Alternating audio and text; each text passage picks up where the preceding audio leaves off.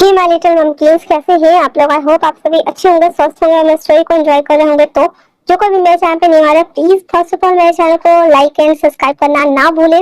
अगर आप लोग को मेरी स्टोरी पसंद आती है तो प्लीज मुझे कमेंट्स करके प्रोसीड करना भी ना भूलें। तो चलिए हम इस फैन फिक्शन को आगे स्टार्ट करते हैं, जहाँ पे हमारे जिमिन ने ना चाहते हुए भी बता भी दिया था और नहीं भी बताया हुआ था। वही दूसरी तरफ जेके, जिसकी मॉम उसे उठाकर लेके आ चुकी थी क्योंकि लीसा के साथ उसकी फाइट होने वाली थी, बट उसकी मॉम ने उसको बचा लिया था और लीसा को मार दिया था। जिसके बाद लीसा की डेड बॉडी एक कैबिन के अंदर बंद थी और सारे वेयरवुल्व्स वैम्पायर के साथ युद्ध करने की तैयारी में लगे हुए थे। जिमिन अपने मन में कहता है कि मुझे ना टाई को जेके से दूर रखने के लिए इससे बेहतर उपाय नहीं लगता है। अगर वेयरवुल्व्स और वैम्पायर्स में लड़ाई होती है तो शायद से टाई बच जाएगा। वैसे भी एक वैम्पायर्स और एक ह्यूमन की कभी भी जोड़ी नहीं हो सकती है। यह सोचते हुए जिमिन कहता है, आई एम सो सॉरी ताता, मैं बस अपनी फैन से बचा रहा हूँ। मैं नहीं चाहता कि वेयरवुल्व्स और वैम्पायर के बीच में एक ह्यूमन पिस जाए। दैट्स व्हाई मैंने तुमसे ये छुपाया और जो भी होगा वो तुम्हारे हित में होगा। ये सोचते हुए वो वहां पे खड़ा था जहाँ पे सारे बुल्स में वू कर रहे होते हैं। वहीं दूसरी तरफ जेके, जो कि बेहोश पड़ा हुआ था, उसके फादर वो दोनों आर्ग्यू कर रहे थे। वहां पे आरे में जीहो पाते हुए कहते, डैड मॉम ये सब क्या हो रहा है। इसके डैड कहते हैं, अपनी मॉम को समझाओ जीहो, देखो क्या हो रहा है। तुम्हारी मॉम ने लीसा को मार डाला है, अब तुम जानते हो ना इसका अंजाम क्या होगा। वो सारे के सारे वेयरवुल्व्स हैं और वो हमारे ऊपर हमला करेंगे। तो हम क्या करेंगे, वापस से वेयरवुल्व्स और वैम्पायर्स के बीच फाइट, यू नो ना व्हाट। तो जेकब कहते, आई नो डैड, बट अब हम कुछ नहीं कर सकते, हम बैक नहीं हो सकते। और मॉम कहती है, मैंने कोशिश की थी अपने ऊपर कंट्रोल करने की, बट मुझसे नहीं हुआ। हाँ, मेरी प्यास बढ़ती जा रही है, मुझे और पीना है। मैं क्या करूँ हनी, मैं क्या करूँ। मुझे और ब्लड चाहिए और मुझे ना ह्यूमंस की ब्लड स्मेल्स आ रहे हैं। मैं क्या करूँ बोलो। इतना सुना हुआ है तो आरम कहता, मॉम प्लीज रिलैक्स्ड। उसके बाद वो वापस से कहते, ठीक है डैड, हम सबको बुलाते हैं। रात का वक्त था और जेके अभी भी स्टिल बेहोश था। वहीं हॉस्टल में हमारा जेके ना आ गया हुआ था, वो जिमिन का वेट कर रहा था। रात हो चुकी थी, जंगलों से ना वू की आवाजें आ रही थी, बट जिमिन लौट के नहीं आया था। जिमिन डरते कहता, ये क्या हो रहा है, क्यों छोड़ के मुझे चले गए जिमिन। जेके, कहाँ हो तुम दोनों। मैंने तो बस बोला था कि एक मेरा खून पिएगा, एक मेरा मांस खाएगा, पर क्या सच में। मुझे बहुत रोना आ रहा है, मुझे डर भी लग रहा है। प्लीज दोनों आ जाओ ना, जंगलों से बड़ी खतरनाक वाली आवाजें आ रही है। इतना बोल जेके ने अपने कानों के ऊपर तकिया रखा हुआ था क्योंकि सच में उसे बहुत ज्यादा डर लग रहा होता है। और वो अपने मन में कहता, please JK, JK please please उठ जाओ, तुम कहाँ हो, प्लीज मेरी बात सुनो ना प्लीज। जेके, जिसके हाथ पर ना हिल रहे होते हैं, उसकी मॉम कहती है, हमें सबसे मीटिंग्स करनी होगी एक कमरे में जहाँ पे ना बहुत सारे वैम्पायर्स एल्डर्स खड़े थे, जहाँ पे सारे लोग खड़े थे और वो सारी सिचुएशंस बता देते हैं। तो वो लोग बोलते हैं कि पहले तो आप अपनी वाइफ को इसे बांध दीजिए ताकि वो दूसरे लोगों के लिए हानिकारक साबित ना हो। एज अ किंग होने के नाते हम कुछ कर नहीं सकते, पर तब तक जब तक कि इन्हें अपनी प्यास पर कंट्रोल करना नहीं आ जाता है, क्योंकि एक बार अगर ह्यूमन ब्लड की स्मेल लग जाती है तो वो लगातार नॉन स्टॉप एक विलेंस की तरह बोल सकते हैं, मर्डर करते जाते इससे कि अनबैलेंस्ड होगा। लोगों को वैम्पायर्स के बारे में पता चल जाएगा और खौफ का माहौल फैल जाएगा। That's why. उसके डैड अपनी वाइफ को देखते हैं और कहते हैं, हनी। वो उसकी वाइफ रोते कहती, नहीं प्लीज मेरे साथ ऐसा मत करना, मैंने ये जानबूझ के नहीं किया, ये सब कुछ तो बस हो रहा है ना, मैं क्या करूं बोलो मुझे, मेरी प्यास बढ़ रही है। इतना बोलकर वो भाग जाता है। तो उसके डैड कहते हैं, अरे जेहोप मॉम को पकड़ो।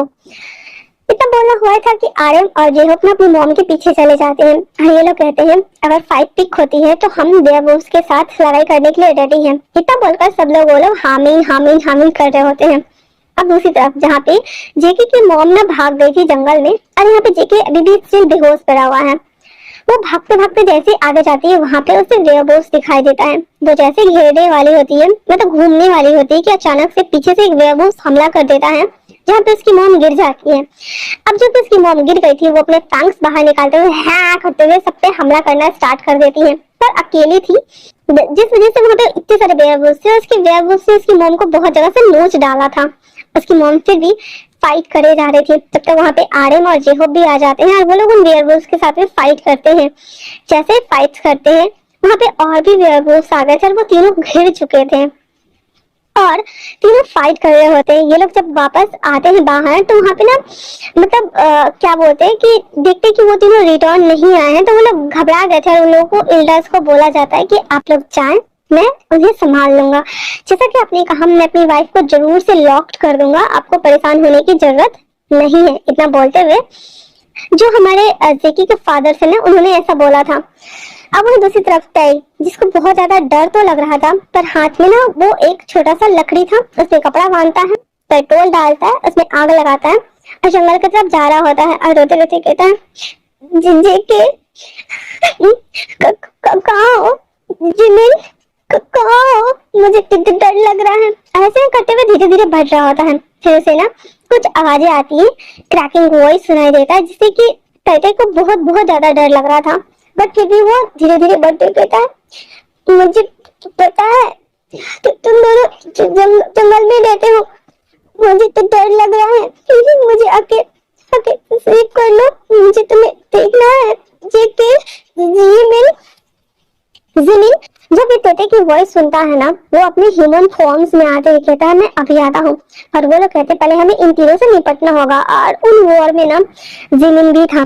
इधर तोते धीरे धीरे करके उस कॉटेज की तरफ बढ़ रहा था जहाँ पे पहली बार जेके ना उसे लेके आया हुआ था। वो वहाँ आता है, उस घर को पूरा चेकआउट करता है, पर वहाँ पे उसे जेके नहीं मिलता है। वहाँ पे बैठ जाता है और कहता है, जेके कहाँ हो, मुझे तुम्हें मिलना है, देखो मैं आ गया, देखो मैं आ गया, प्लीज मेरे सामने आ जाओ, जेके जेके। ऐसे करके ना हमारा जेके रो रहा होता है। फिर वो कुछ चिघाड़ने की आवाज सुनता है, जिससे सुनकर वो डर जाता है, कहता कौन है। और तब वो धीरे धीरे बाहर आता है। जैसे वो बाहर आता है, वहाँ पे ना एक बेयरवुल्फ था जो कि इंसानी इसमें सूंघते हुए वहाँ आया था। उसकी आंखें जो कि बहुत ही ज्यादा ग्रीन कलर में चमक रही थी और रात के समय में ना इन लोग की आंखें साइन करती, येलो ग्रीन व्हाइट ऐसे करके।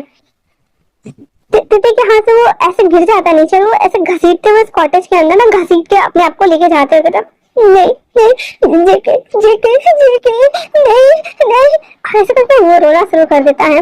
वो जो वेयरवुल्फ था ना, धीरे धीरे करके उसके ऊपर जैसे हमला करने को ऐसे छपटा मारता है, तभी वहाँ पे जेके की एंट्री होती है और जेके उस वेयरवुल्फ को लेकर दो टुकड़ों में फाड़ डालता है।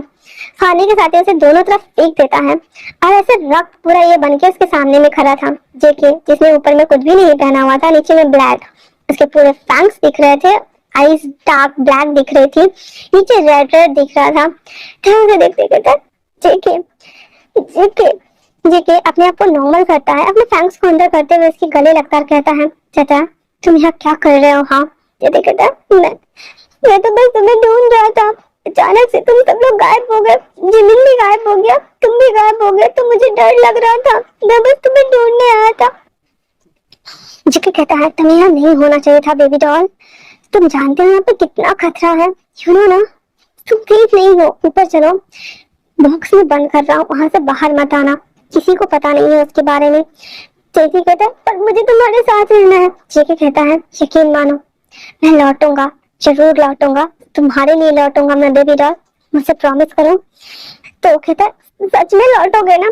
जेके कहता है, हाँ। इतना बोल तेते उसे ऊपर अपने कमरे में लाता है, दीवार को खोलता है, वो बॉक्स जैसा कमरा था, कहता है, इसमें ही रहना, इसमें तुम्हारे खाने पीने का सारा सामान है, अगर तुम्हें बाहर आना है तो दिन में आना, ये स्विच है, इसे ऑन करके तुम आ सकते हो, पर हाँ अभी कुछ भी हो जाए, कितनी भी आवाज आए, तुम नहीं आओगे, ओके ना।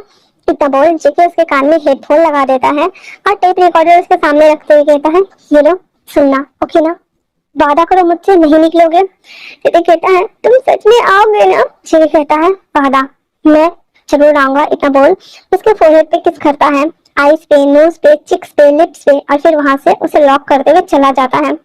जंगल में आने के बाद वापस से सबके साथ वो फाइट करना स्टार्ट कर देता है, क्योंकि जेके की पावर ना बहुत ज्यादा थी, बहुत ज्यादा। ऊपर से उसने जेके का ब्लड भी पिया हुआ था, बहुत ज्यादा तो नहीं, बट हाँ उसकी एनर्जी ना कई ज्यादा बढ़ गई थी, क्योंकि जो हमारा ते था ना, उसका ब्लड ना थोड़ा यूनिक था, ब्लूइश कलर का, दैट्स व्हाई उसकी एनर्जी लेवल बढ़ी हुई थी। और ऊपर से फुल मून का टाइम था, एक ही टाइम तक वैम्पायर्स की एनर्जी ना फर्स्ट के 4 पहर होते हैं, तो फर्स्ट के जो पहर होते हैं ना उसमें एनर्जी डाउन हो जाती है, बट बाकी के पहर में एनर्जी अप रहती है। जेके एक एक करके सबके साथ फाइट पिक करता है, देन मारना स्टार्ट कर देता है। लास्टली उसे उसके लिसा के फादर थे जिसके साथ जेके की फाइट हो रही थी। उसके फादर आधा ह्यूमन आधा वेयरवुल्फ फॉर्म में आते ही कहता है मेरी बेटी को क्यों मारा। जेके कहता है मैंने आपकी बेटी को नहीं मारा, आपको गलतफहमी हो रही है। कहता है नहीं हो रही है मुझे गलतफहमी, एक वैम्पायर ने उसे मारा है। और वो कहता है ठीक है, जिसने भी मारा होगा मैं उससे जरूर सबक सिखाऊंगा। इतना बोलकर वो लोग फाइट फाइट कर रहे होते हैं। अब जैसे कि लिसा के फादर एक ऐसा किंग थे बट मार नहीं सकते थे, दैट्स व्हाई वो सिर्फ बस मैनेज करने की कोशिश कर रहा था, बट उसे कोई अंत नजर नहीं आ रहा था। लास्टली उसकी मॉम के साथ में जिमिन की फाइट हो रही थी, जहाँ पे उसकी मॉम ने जिमिन को एक से नुकसान पहुंचा दिया था, जिसके बाद सुगा काफी ज्यादा डर गया था और वो जिमिन को खींचते हुए पीछे करता रहता है ये क्या कर रहे हो तुम, तुम्हें हार्म कर रहे हो और तुम। तो जिमिन कहता है मैं क्या करूं, मैं एक वेयरवुल्फ हूं, अपने में क्लैन को लोगों को धोखा नहीं दे सकता, वो मेरे ट्राइब्स के लोग हैं और मैं उसके साथ ही रहूंगा, मैं कुछ भी हो जाए। तो सुगा कहता है बट मैं तुमसे प्यार करता हूँ और मैं तुम्हें इस तरह से परेशान होते हुए नहीं देख सकता, तुम चलो यहाँ से। इस पर जिमिन कहता है आप कुछ भी कर ले मैं नहीं जाऊंगा। फिर वो जाकर ये फाइट करना स्टार्ट कर देता है दूसरे वैम्पायर्स के साथ में। ये ठीक था क्योंकि उसकी मॉम थोड़ी ज्यादा ही खूंखार थी और ये बात सुगा को पता था। फिर वो लोग यहाँ पे फाइट फाइट कर रहे होते हैं। लास्टली जो जेके था ना वो वापस से उसके पापा को ऐसे चीरने वाला होता है और कहता है कि मैंने कहा ना कि मैंने ये सब कुछ नहीं किया है। हाँ, तभी वो देखता है कि उसकी मॉम किस तरीके से एक वेयरवुल्फ को पकड़ के अंदर उसका खून सक कर रही है। इसे देखने के बाद जेके कहता है मॉम, कहता है ओ तो ये सब कुछ तुम्हारी मॉम ने किया है। इतना बोल उसको छुड़ाता है, उसको मॉम के ऊपर हमला करता है। पर यहाँ पे जेके के मॉम ने भले ही किसी को मार डाला है, कुछ भी कर डाला, पर बचाना तो बनता है ना, दैट्स व्हाई वो हमला करता है, उसके पापा को मार डालता है। लास्टली जब किंग मर जाता है तो सभी लोग सरेंडर कर देते हैं और उसके बाद उसके मुंडी को उठाते हुए सबको बोलता है सरेंडर करने के लिए। अब ये काम हमारे जेके ने किया था तो जेके के सामने में सब लोग नतमस्तक होते हैं। ये फाइट यहीं पे रुक जाती है। पर जेके जिसकी मॉम वहां से भाग चुकी थी वो वापस से उस सर को लेकर के आता है और पूरे वैम्पायर क्लैन के सामने में उसे शोभित करते हुए कहता है कि मैंने वुल्फ के ऊपर रूल कर लिया है और आज से वो सब कुछ हमारी बात मानेंगे, हम रूल्स बनाएंगे और वो उसे फॉलो करेंगे। जिसके बाद सभी लोग वापस से हामिन हामिन कर रहे होते हैं। अब जो हमारा जेके था ना वो अपनी मॉम को ढूंढ रहा था जो वहाँ पे नहीं था।